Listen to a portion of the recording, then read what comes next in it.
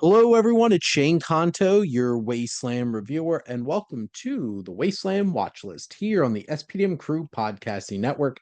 And this is my weekly show where a guest and I play some movie roulette and randomly select a movie from a obscenely large watch list, and it could be basically anything.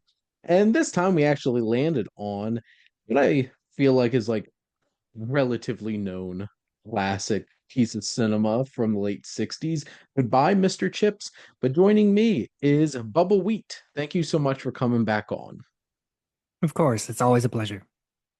Absolutely. And we're now regular collaborators on this show, and we've explored some pretty great films. A lot of films, honestly, from like this era seem to keep circling around anytime I do my random selection. But this particular film, to give a little bit of background, so was released November 5th, 1969, does clock in at 155 minutes, had a budget of about £2.5 million. Didn't really see box office numbers from my extremely reliable source of Wikipedia. This is based on Goodbye, Mr. Chips from 1934 by James Hilton. And roots started at MGM back in 1951. Originally had Vicente Minnelli actually attached to direct the film, starring Julie Andrews and Rex Harrison, which honestly, not surprising for that particular era in terms of a musical. Richard Burton was actually set to star, but stepped down to avoid starring with a pop star he was not particularly happy about, his co star, who was cast in the film. And this was actually nominated for Best Actor and Best Score, which this has become part of a long line of films that Peter O'Toole was nominated for Best Actor for that he never won. So there's a lot of actors where it's like, I remember it was like that whole thing giving been too long give Leo his Oscar. Well, go tell that to like Peter O'Toole, who acted for like decades and decades and decades, had 8 nominations and never actually won a competitive Oscar. I'm pretty sure they gave him a lifetime achievement at some point. This is Justice for indeed Supergirl. Justice for Supergirl. So this is from director Herbert Ross, starring Peter O'Toole and Petula Clark. And you have Michael Redgrave thrown in there as well. This musical version of James Hilton's novel concerns shy, withdrawn English schoolteacher Arthur Chipping, who falls for flashy showgirl Catherine Bridges while teaching at Brookfield Boys' School outside London in the 1920s. But wait, what are your general thoughts on this sprawling musical classic? Yeah, I didn't know what to expect from this. I'd heard the name before of the movie, and I'm not sure which one is more popular. So, and did have to check with you because you just said Yes. we're watching Goodbye, Mr. Chips, and then the first one that Realizing comes up that, yeah, is the 30s version. And then you're like, no, it's the 1969 version. And then I looked at that. Oh, that's 2.5 hours long. I will have Uh, to clarify next time because both of them are indeed on my watch list, actually. So, as it turned out that way. and I will say that it started especially slowly, especially like with the what the overture. That's like just a, what was it, like a 5 minute piece of music with just a Now, still image. I listened a bit, got the vibes of the music, and certainly skipped over the overture and the intermission. It shaved off like a good 10, 15 minutes of the movie. Yeah, I think I was just like setting up, so I just had it playing Yeah, and on while I was like doing stuff, around the bedroom, before settling in to watch it. And I did have to watch it in two parts because I kind of that is I'm a fair. procrastinator, so I watched like an hour of it late last night, and then I finished the rest after I got home from work today. Just in time, There you go. finishing about a half an hour before we started recording. And it's even after the overture, I think I had a bit of a slow start, Hmm. but and I didn't care for the musical numbers. I kind of tuned out during those. Well, But the story did eventually draw me in, and mhm, I did get, emotional at the ending. It was kind of surprising, and my wife was the same way too, because she was kind of in and out a little bit, last mhm. night and then today. But then I think she fairly solidly watched the last hour of it, and she was invested at that point. Well, and that's definitely the thing about this particular film is this is far from a perfect film. There's definitely some flaws here. Not excluding even the runtime, it's 2 hours and 35 minutes, which like I feel like every musical at that time had to be like you're contractually obligated to be like at least 2 hours and 20 minutes. Or are you really a musical? And I think that's a lot of the musicals from that era. And I think what really took me out of it from a musical standpoint was these musical like interludes, like like The inside the internal sequence. monologues. Yeah, it's where it's just like Peter O'Toole was not the best choice for singing these internal monologues, which are like Peter O'Toole is one of the greatest actors of all time, one of the most appreciated, just never like always the bridesmaid at the Oscars and never the bride. With all of his Oscar nominations but not winning any. He's an extremely talented actor and he does a great job in the acting in this movie, I think. I just all those times I'm like, just cut those inner monologues out because like they're not really doing much adding to this movie, spelling things out, and then also, he's not the strongest singer, but it does make sense that Richard Burton was originally going to do this because I'm pretty sure like he started like Camelot and stuff like that on Broadway and stuff like that. But and also we'll go even just thinking Rex Harrison was really going to be in this and his like I just talk very fast and it sounds like I'm singing. My from My Fair Lady and Dr. Dolittle would have been probably even worse.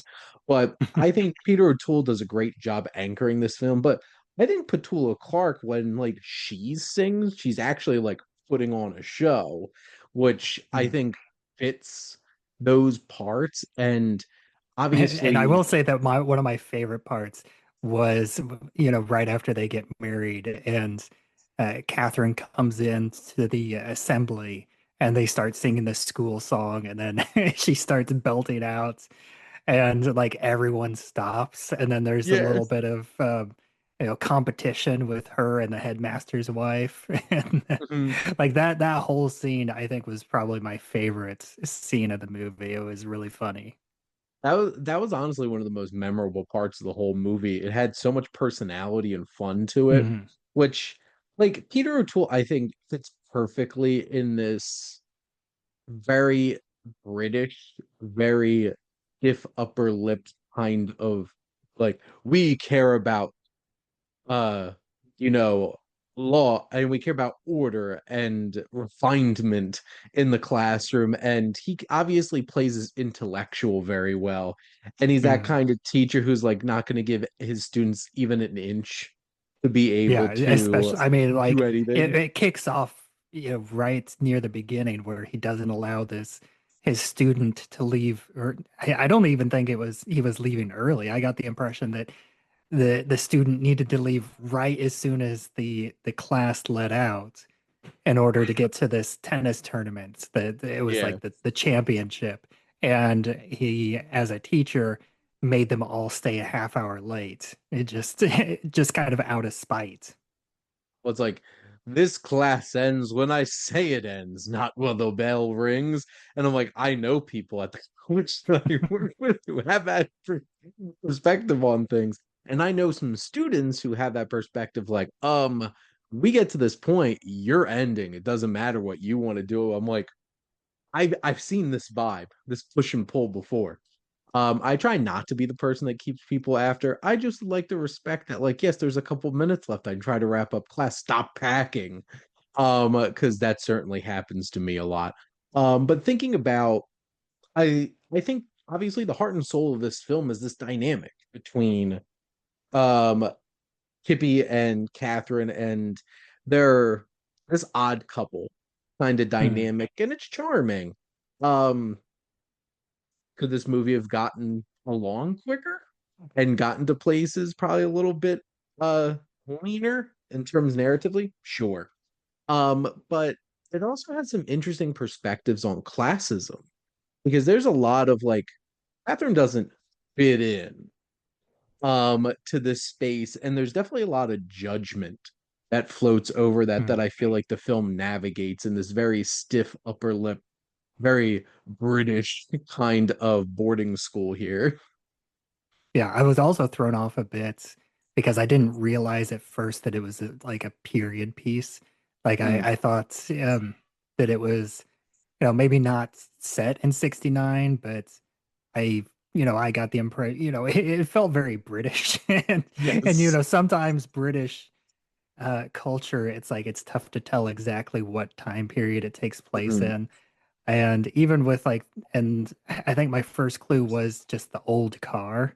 And mm, that was like, huh, that's older than I expected it to be. And then it wasn't until the World War II stuff kicked in where I was like, oh, that's when this that's takes. why. This makes a lot more sense now, especially in terms of, the gender politics as well, because Yes. as soon as they get married, she basically quits her job as an actress and becomes a housewife, and Hmm. that was kind of surprising, watching it with a modern eye. I also think that it struggled to convey the passing of time very well because there was several moments in the middle of the film, after they got married. It's like, how much time had just passed? Is it like, and then they have their anniversary and it's like, wait, what did I miss? Like, how much longer? Wait, is this 5 years later, 10 years later? I don't understand like exactly how, like, I understand that he's looking older, like they're adding Hmm. gray to his hair. I do think that the old age makeup was done fairly well. I mean, Yeah. they kept it subtle, and I think that works, especially for this type of movie. And yeah, I liked all that. I loved their, like you said, like the odd couple interplay Hmm. between the two of them. Like their dating scenes at the beginning is like another favorite Hmm. of mine, where he's trying to be so polite and British, and he's completely insulting her play, like accidentally, just because he's getting everything wrong. And Hmm. she's just, charmed by it. And I just love that so much. And I also think it's kind of a fascinating look. I think you can kind of see Mr. Chipping as a person that has imposter syndrome. Hmm. Because I get the impression that throughout his career, he started out as an unliked teacher, and I believe that that was true at the beginning of the movie. But I think that he ended his tenure still thinking that he was an unliked teacher. And, at the end of his career, he was actually a beloved teacher Hmm. in an institution of that school. And I don't think he as a character understood that. I think he still thought of himself as what, ditchy. Mm. Well, and I think that's very interesting throughout the film because it isn't even just like an internal struggle for him to accept that he has these roadblocks to get lined up in front of him throughout his professional career. Because, like, what's his end game? He wants to be the headmaster of this place. And there's multiple opportunities for that to happen.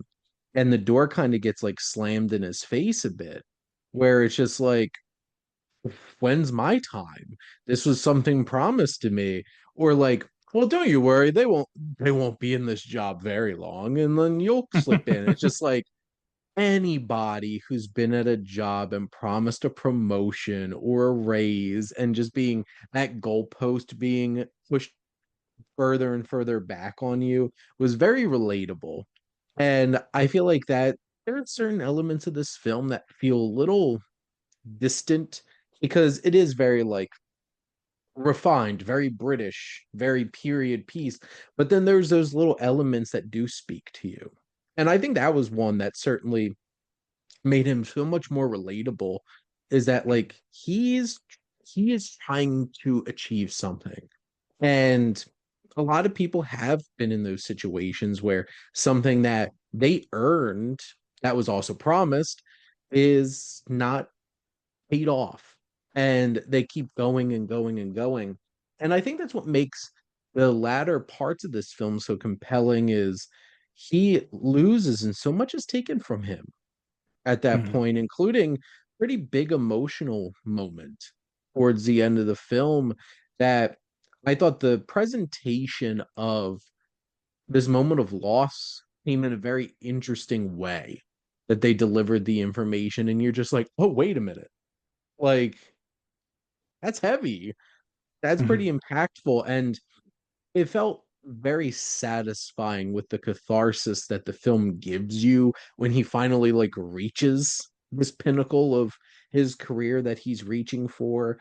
And It almost felt like a Joss Whedon-esque of anytime that Joss Whedon's characters mm, are too happy, the other shoe's gonna drop right after that. So it's it's like, like look in out this for me. one, yeah, in this one he finally gets his promise of being headmaster only because the other headmaster is leaving, and he's kind of Mm, like the last option because it's still in the middle of the war. yeah. And then as soon as he gets it hasn't even really been finalized yet, but then his wife dies in a bombing raid. And it's interesting because I was watching it, and I wasn't really kind of in the headspace of kind of thinking about what was going to happen, but my wife definitely called it. She heard the bombing like off screen, and it's like, oh, I bet that hit his wife. And then 2 And it minutes did. later, yeah, he gets the news. And again, I do love that moment, that juxtaposition of his students just wanting to play a gag on him, because Mm, he just gotten promoted to headmaster and they thought it would be funny, and then they find out that's the news as well, and then they realize, oh, this is not the best time for a joke. And then he just no. kind of soldiers on and continues with the rest of his lesson, because that is exactly what that character would do, because like his life begins and ends with the school. I mean, he lives Mm, at the school. yeah. The only time we ever see him outside of the school is whenever he, took the winter vacation to Pompeii, and Hmm. the one time where he goes to the party. But Hmm. and all the rest of it, it's all just him inside the school. One, it's also a very British thing. It's like, we shall soldier on. And it's like, we're not going to confront our feelings in this moment. But you do have that moment where like it's that great close up of him, and like I have a little image of it on IMDb where it's just like you could feel the emotion there.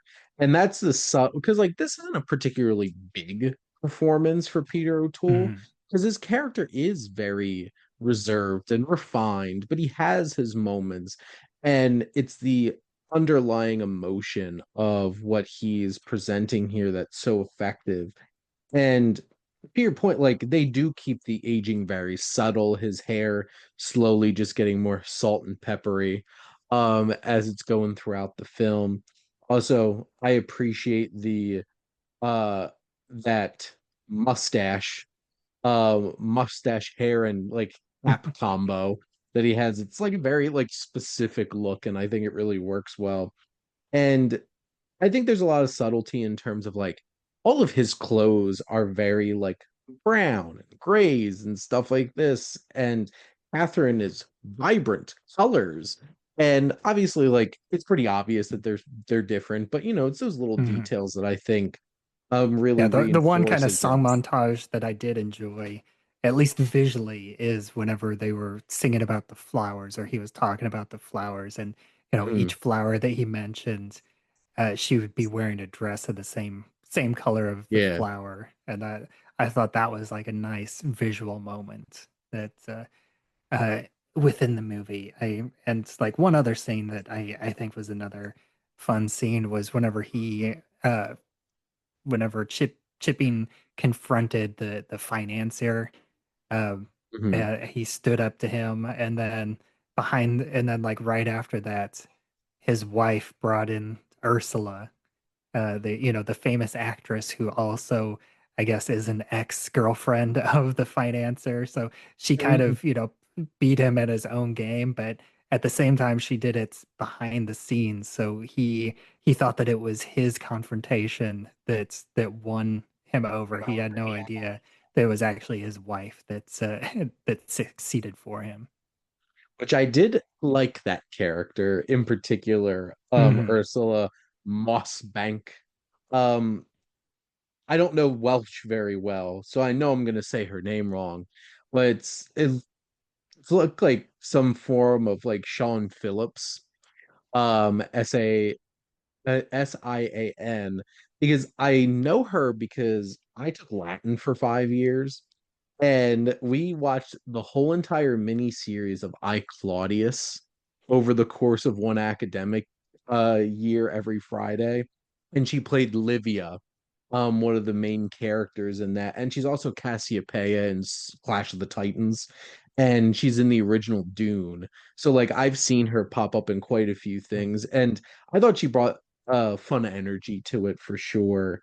And like Michael Redgrave, who obviously is part of quite the um illustrious acting family, popping up as like the headmaster. I thought he did a fine job. So there's some good like supporting pieces here, but really at the end of the day, this is a big sprawling 2.5 hour musical that's really about Peter O'Toole and Petula Clark for sure. And obviously at the end of the day, it's really about Mr. Chips, obviously, Hmm. Chippy, Arthur Chipping. And sure, this film's pretty sentimental. It's one of those types of things where it's just like, yeah, it's gonna schmooze you. That's what it's doing.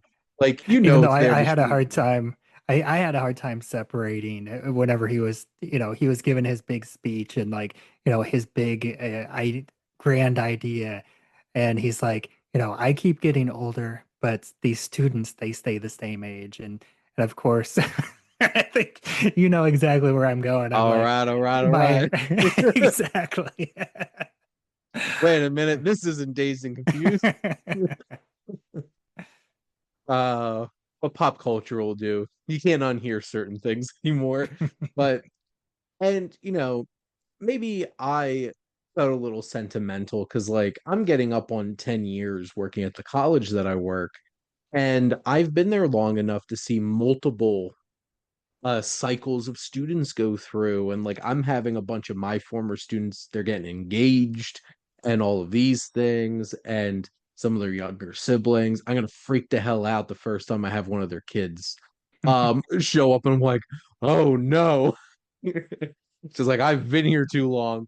But like that kind of journey, like obviously I value education so much. I am certainly not a Mr. Chipping when it comes to my approach in the classroom and stuff like that. But it does have that kind, like, I appreciate that connection and impact and that value of what somebody can do in the classroom to inspire young people. And I could appreciate that. This film could have been leaner. It didn't need some of the musical numbers, especially anytime Peter O'Toole tried to sing. Yeah, Was not and on top of that, necessary. like, two of the musical numbers were just there. It felt like just padding. Like, I mean, it made sense that whenever he went to see her, her act Yeah. at the beginning, but it's like, yeah, and if this was a normal movie, they would just, that would be a 2-minute scene and not a Mhm. 5-minute musical number. And then also like towards the end, whenever she, jumped in as like the musical director at the school, and she was putting on a song and dance with the kids. It's like, yeah, we didn't need to see that entire song. We can't legally tell you to lose weight. We just need you to get tighter. That's what I would have told this movie. It's like you just need to be tighter. And in general, I enjoyed myself watching this film. Like, I'm not gonna say like I absolutely adored or loved this movie, but I have a lot of respect for Peter O'Toole, especially. Like, this is D.E. Lawrence. This is Lawrence of Arabia. This is Anton Ego. Big sprawling range of performances there.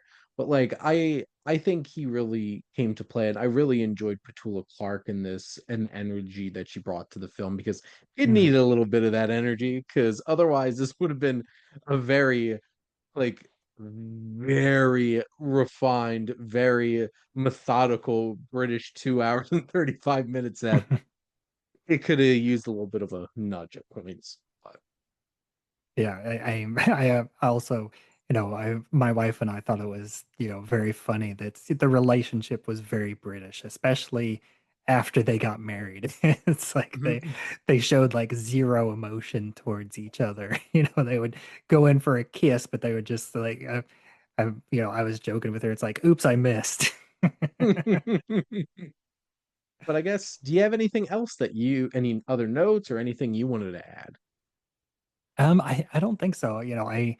I enjoyed the ending. It was very sentimental. I think that it made the right choice not to end with his death, which, Hmm. my wife kind of thought that that's where the movie was going. I did not. I thought, and I think that that was the right decision. And I also thought it was interesting to have the end scene with the student, which was like the grandson of the tennis boy. And I didn't check, and I split it over 2 days, so I couldn't remember. I Yeah, wouldn't be surprised if they used the same actor in both roles.